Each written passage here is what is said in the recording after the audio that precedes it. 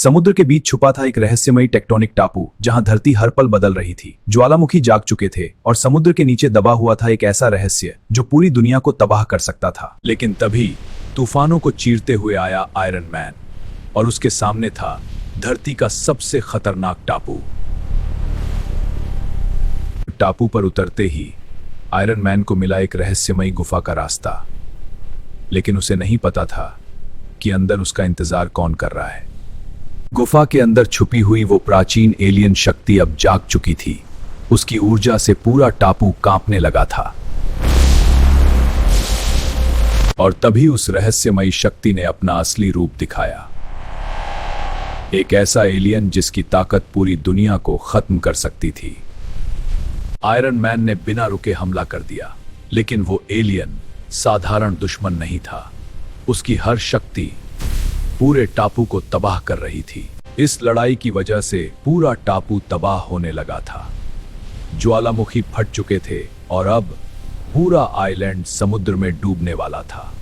लेकिन अगले ही पल एलियन के एक जबरदस्त हमले ने आयरन मैन को हवा में उछाल दिया और अब वो बुरी तरह घायल होकर गिर चुका था। एलियन के खतरनाक हमले से आयरन मैन गुफा से बाहर जा गिरा। उसकी ताकत खत्म हो रही थी और अब वो घायल होकर टापू पर गिर चुका था।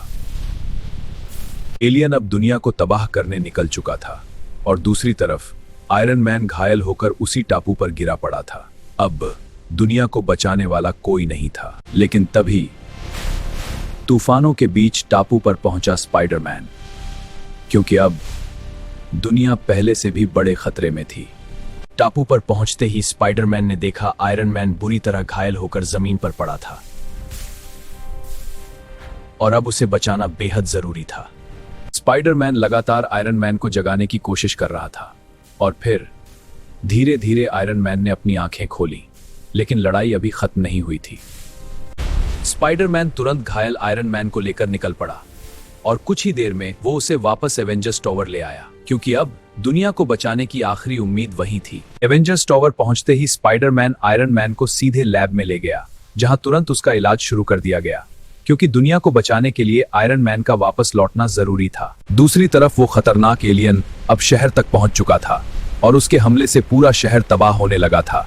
अब दुनिया पर खतरा पहले से कहीं ज्यादा बढ़ चुका था। एलियन को रोकने के लिए शहर की पुलिस ने हमला शुरू कर दिया, लेकिन उनकी गोलियां उस एलियन पर बिल्कुल असर नहीं कर रही थी। एलियन को रोकने के लिए शहर की पुलिस ने हमला शुरू कर दिया, लेकिन उनकी गोलियां उस एलियन पर बिल्कुल असर नहीं कर रही थी। अगले ही पल एलियन ने अपनी खतरनाक शक्ति का इस्तेमाल किया और देखते ही देखते पूरी पुलिस फोर्स तबाह हो गई। अब उसे रोकना लगभग नामुमकिन लग रहा था। जब पूरा शहर तबाह हो रहा था, तभी आयरन मैन ने फिर से अपनी आंखें खोली, क्योंकि अब दुनिया को बचाने के लिए उसका वापस लौटना जरूरी था। आयरन मैन समझ चुका था कि ताकत से उस एलियन को हराना नामुमकिन है, इसलिए अब वो उसकी सबसे बड़ी कमजोरी ढूंढ रहा था, क्योंकि यही दुनिया को बचाने का आखिरी तरीका था। एलियन की कमजोरी पता चलते ही आयरन मैन ने तैयार किया अपना सबसे शक्तिशाली सूट, क्योंकि अब ये लड़ाई सिर्फ शहर की नहीं, पूरी दुनिया की थी।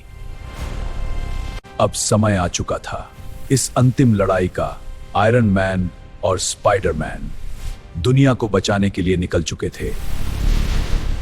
पूरा शहर तबाह हो चुका था, लेकिन तभी आयरन मैन और स्पाइडरमैन वापस लौट आए और अब शुरू होने वाली थी अंतिम लड़ाई। स्पाइडरमैन लगातार एलियन को रोकने की कोशिश कर रहा था, ताकि आयरन मैन उसकी सबसे बड़ी कमजोरी पर हमला कर सके।